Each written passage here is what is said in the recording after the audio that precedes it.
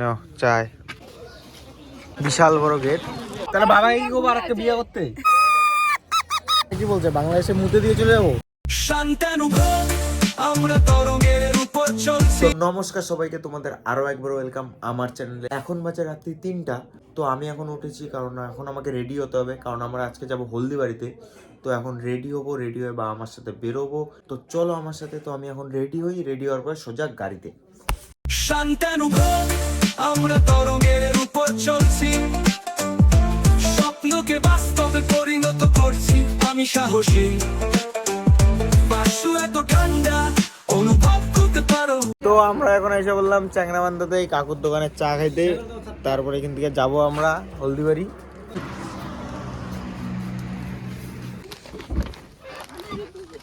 ধর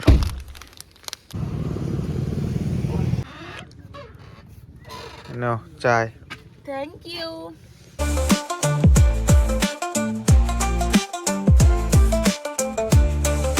তো আমরা এখন পৌঁছে গেলাম হলদিবাড়িতে। তোমার জাস্ট এখানে ভিড়টা দেখো।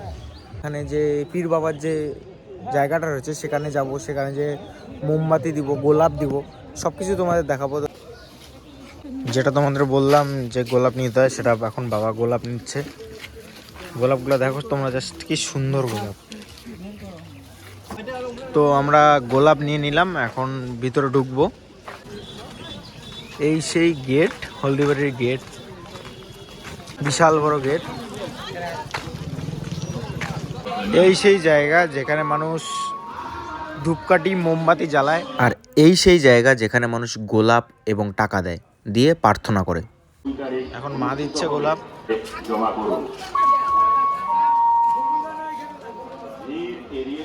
তো এখানে আমি দুটো মোমবাতি জ্বালালাম, একটা আমার জন্য আর একটা আমার সাবস্ক্রাইবারদের জন্য। আর এই ধূপকাঠিগুলো জ্বালালাম আমি আমাদের আরেকটা চ্যানেল আনফিল্টার্ড বংয়ের জন্য। এখন খাচ্ছি পুরি আর তরকারি। বম্মা বানাইছে খুব সুন্দর পুরি আর তরকারি। আমরা সবাই মিলে খাচ্ছি পুরি তরকারি। এরপরে হবে ঝালমুড়ি, কারণ আমার মা খুব অলস, মা শুধু ঝালমুড়ি বানায় আনছে, তাই অনেক কষ্ট করে শুধু ঝালমুড়ি বানাইছে। আর সময় পাই না, 2টার সময় আসছি, কখন বানাই? ওরা কেমন কা বানাইলো? বম্মা কেমন কা বানাইলো? ওরা দুইজন আছে, শাশুড়ি বউ। তো হ্যাঁ, তাহলে বাবা কি করবো আরেকটা বিয়ে করতে? देखा आपने लापरवाही का नतीजा है। তো আমি আর এই ভাইটা, ছোট্ট ভাইটা মিলে মেলায় ঘুরতে আসলাম। দেখি মেলায় কি কি পাই। প্রচুর গলি রয়েছে, এই সব যদি দেখাতে যাই আমি তাহলে এই ব্লগটা মোটামুটি 30 মিনিট হবে। তার জন্য একটু হালকার মধ্যে দেখাচ্ছে। আমরা এখান থেকে আরো এক জায়গায় যাব, ওই জায়গাটাও তোমাদের এক্সপ্লোর করব। এটা হলো বাঁশি, কিন্তু লেজেন্ডরা এটাকে কি সুন্দর জিনিসগুলো, এগুলা ছোটবেলায় খুব কিনতাম, বাবা মার কাছে জেদ করতাম এগুলো কিনে দাও। এখন বড় হয়ে গেছি, সেই ছোটবেলার শখগুলো আর নেই। তো এখন আমরা এখান থেকে বেরোবো, বেরোয় ব্রিজে যাব। আমরা এখন এসে পৌঁছলাম জৈন ব্রিজে। দেখতে পাচ্ছ পিছনে নদী। ব্রিজটা তোমাদের যদি বলি, পিছনে অনেকটা দূর, সামনেও অনেকটা দূর। তো রাত্রেবেলা আশা করি একটা ছোট্ট একটা ক্লিপ তোমরা দেখেছিলে এই ব্রিজের মধ্যে। এই জায়গাটা হওয়াতে হলদিবাড়ি ঢুকতে মিনিমাম 24 কিলোমিটার সেভ হচ্ছে। আগে অনেকটা ঘুরে যেতে হতো, কিন্তু এখন এটা 24 কিলোমিটার সেভ হচ্ছে, তাই তোমাদের দেখালাম। তোমরা যারা হলদিবাড়ি আসবে বলে ভেবেছো, এই বছর তো আর হচ্ছে না, এরপরের বছর যারা ভাবছো আসবে, তো এই জৈন ব্রিজে একবার দাঁড়িয়ে যাবে, সত্যি খুব অসাধারণ। তো চলো আমরা এখান থেকে 3 বিঘা নামে একটা জায়গা রয়েছে, ওখানে যাব। যাওয়ার পরে কথা হচ্ছে। টাটা। আমরা এখন 3 বিঘা নামে একটা জায়গা রয়েছে, যেখানে এই সাইডেও বাংলাদেশ, এই সাইডেও বাংলাদেশ, মিডিল দিয়ে একটা রাস্তা রয়েছে। মেনলি এটা আমাদের যে দিনাটার শ্রী স্বর্গীয় কমল গুহ মহাশয় রয়েছিলেন, তিনি আন্দোলন করে বানিয়েছিলেন এই জায়গাটা বাংলাদেশের সুবিধার জন্য, মানে বাংলাদেশের লোকজন যাতে যাতায়াত করতে পারে তার জন্য বানিয়েছিল। আর বাংলাদেশ এখন কী করছে? আমাদের সাথে ঝগড়া করছে। তো গাইস, আমি এখন বাংলাদেশের মধ্যে রয়েছে। আপনারা কি বলছে বাংলাদেশে মুতে দিয়ে চলে যাবো? মুরব্বি মুরব্বি। এই সাইডেও বাংলাদেশের, এই সাইডেও বাংলাদেশ, মিডিল দিয়ে একটা রাস্তা রয়েছে। ওই সামনে ভিডিও করা যায় না, তাই আমি করতে পারলাম না। ওই দেখো বাংলাদেশের টোটো যাচ্ছে, ওই দেখো। মানে এটা ইন্ডিয়ার মিডিল দিয়ে পুরো রাস্তাটা বাংলাদেশের জন্য তৈরি করা হয়েছিল। তা মা বলতেছিল মার নাকি বেনারসে যাওয়ার ইচ্ছা। তা আমরা বেনারস কবে যাব? এই তো হবে 2027 2025 এটা 2027 যাবো মানে 2027 এরপরের মাসেই যাই, ভাইয়ের পরীক্ষা এরপরের মাসে।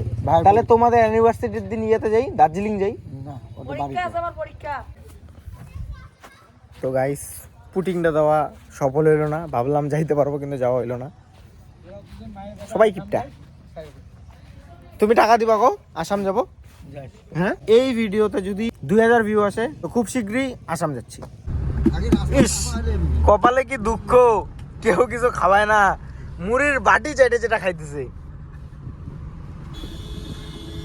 কিছু বানাইলে তো আমার ভাইটা না খায় থাকে না। এই মুড়িটাই টেস্ট হচ্ছে দেখ। ওইটা কিন্তু নাই জন্য ভাইটা আমার কষ্ট করে খাইতেছে। বাবা হোটেলে দাঁড়াও, ভাত খাবো, খিদা লাগছে। তো আমরা এখন একটু দুপুরে লাঞ্চের জন্য দাঁড়ালাম, এখানে যাই, গিয়ে দেখি কি কি পাওয়া যাচ্ছে সবাই মিলে। যেহেতু অনেক দুপুর হয়ে গিয়েছে আমাদের বাড়ি ফিরতে ফিরতে, তাই আমরা কুচবিহারে লাঞ্চ করবো।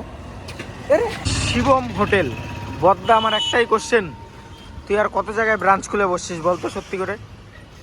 তো ইতিমধ্যে ভাত দিয়ে গেল, ভাত, পেঁয়াজ, পাঁপড়, এটা সোয়াবিন আলুর তরকারি, এটা হলো মাছের তেলের একটা তরকারি, আর ডাল, আর মাংস আসতেছে। মাংস দিয়ে গেলো, এখন মাংসগুলো প্লেট থেকে আমি তুলে নিলাম। তো সত্যি হোটেলের রান্না ভালো। তো আমি কোনো ফুড ব্লগার না, কিন্তু এই দোকানের রান্না সত্যি খুব ভালো। আর তোমাদেরকে লোকেশনটা বলছি, এটা হলো তোষা নদীর ব্রিজ, আর সামনেই ঘুঘুমারি, তার মাঝখানেই রয়েছে একদম তোষা নদীর ব্রিজ থেকে নেমেই প্রথমেই এই শিবম হোটেল। সত্যি রান্না অপূর্ব, তোমরা একবার খেয়ে ট্রাই করতে পারো।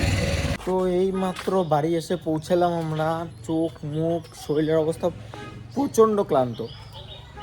তো তোমাদের যদি আজকের ভিডিওটা ভালো লেগে থাকে, লাইক, শেয়ার অ্যান্ড সাবস্ক্রাইব, আর কমেন্টে জানাবে অবশ্যই তোমরা হলদিবাড়ি গিয়েছো তো।